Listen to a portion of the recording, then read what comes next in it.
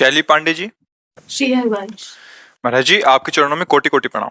महाराज जी, मैं पूज्य श्री भाई जी को ही अपना गुरु मानती हूँ तथा पद रत्नाकर को गुरु कृपा से पाठ करती हूँ। महाराज जी, आपने एक एकांतिक वार्तालाप में कहा था कि आपको पूज्य भाई जी के दर्शन हो चुके हैं। कृपया मेरा भी मार्गदर्शन करें कि मुझे भी अपने सदगुरुदेव भगवान के प्रकट में दर्शन हो पाए। ये कोई मार्ग से नहीं होता है, इसमें व्याकुलता होती है।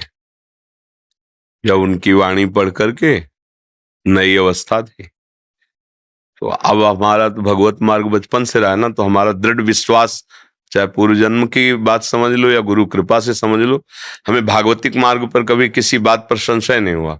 जो निश्चय हुआ तो मुझे बस यही लगा अवश्य मैं प्राप्त कर लूंगा। मतलब हमारे अंदर कभी ये नहीं कि मैं कैसे प्राप्त कर सकता हूँ, ऐसा कभी नहीं आया। तो जब भाई जी की जीवनी पढ़ी, भाई जी की वाणी पढ़ी, तो फिर ये लगा कि सत्य महापुरुष तो आज भी विराजमान है और हैं तो मिलना चाहिए। भारी व्याकुलता पैदा हुई। उस समय गंगा किनारे शमशी में रहते थे, एकदम व्याकुलता, एकांत क्षेत्र, बस रोना अंदर से। नई अवस्था थी कि आप गुरुजन मुझे मिलो, मुझे मार्ग बताओ, मैं समझूं, अगर आप नहीं मिलोगे तो मैं भटक सकता हूँ। खूब अंदर से बस, उसे आप सोना कहें या उसे तंद्रा कहें या जागृत अवस्था में ही जड़ता कहें, देखा कि एक दिव्य आफिश। भाई जी बैठे, पूज्य राधा बाबा बैठे, भाई जी ऐसे चश्मा उठा के, हाँ क्या पूछना है? हमने कहा कि भगवान श्री कृष्ण की प्राप्ति कैसे होती है। दरवाजे का बाजू पकड़े से हम खड़े, बाबा हमारी तरफ देख रहे हैं। भाई जी ने कहा जब श्री कृष्ण हो जाओगे तब श्री कृष्ण की प्राप्ति होगी। मेरी समझ में नहीं आया, बस वो थोड़ी देर के बाद दृश्य अंतर ध्यान मेरी समझ में नहीं आया। फिर प्रार्थना की कि इसका तब समझ में आया कि मन कृष्णमय, बुद्धि कृष्णमय, चित्त कृष्णमय, अहम कृष्णमय, सब कृष्णाकार वृत्ति हो जाएगी।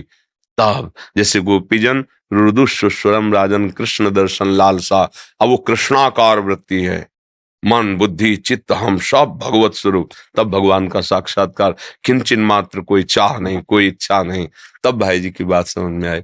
एक बार यहीं यमुना जी में, यहाँ वृंदावन में यमुना स्नान प्रातः काल करके गोपेश्वर भगवान को जल अर्पित करते थे, क्योंकि संन्यास मार्ग का अवलंबन था, तब तक राधा वल्लभ जी के नहीं हुए थे।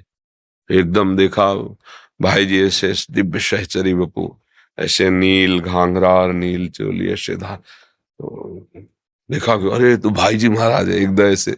तो जब हमारा प्राण तदात्म हो जाता है और हम व्याकुल हो जाते हैं, तो फिर दर्शन हो जाता है। वो हैं, क्योंकि भगवान और भक्त अभेद हो जाता है। अब वो भगवान में और भाई जी में इतना अंतर नहीं है, और वो हैं यही है, वृंदावन में है ना, क्योंकि प्रिया प्रीतम तो यही है ना वृंदावन में।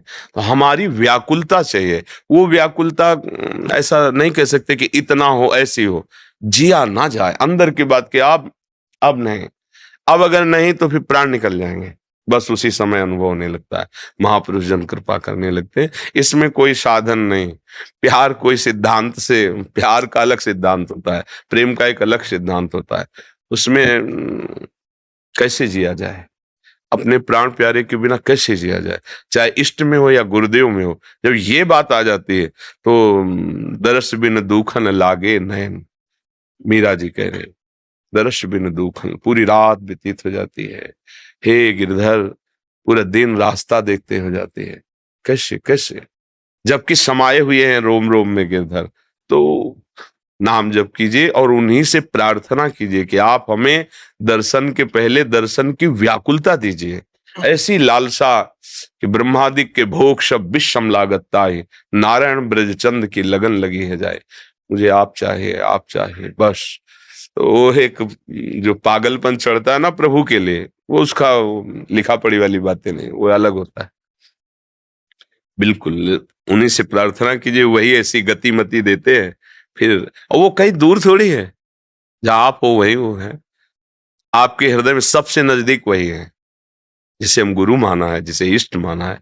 हमारे हृदय से भी वो हमारे समीप नजदीक है, क्योंकि हृदय की रचना जो है ना, वो प्रकृति से है और वो परमात्मा स्वरूप है। हमारा अंश भी परमात्मा, वो प्रकृति के रचना से भी बहुत नजदीक हमारे हैं। पर जब हमारे अंदर इतनी व्याकुलता हो जाए, जैसे एक शिष्य ने पूछा गुरु जी से कि भगवान के दर्शन कब होंगे, उनका व्याकुलता आ जाए तब, तो कैसे कैसी व्याकुलता होती। बोले आओ चलते हैं यमुना स्नान करने, ले गए। और जो इस शिष्य डुबकी लगाई सो ऊपर चढ़ बैठे। और थोड़ी देर तो सह गए, जब श्वास और दबा दिया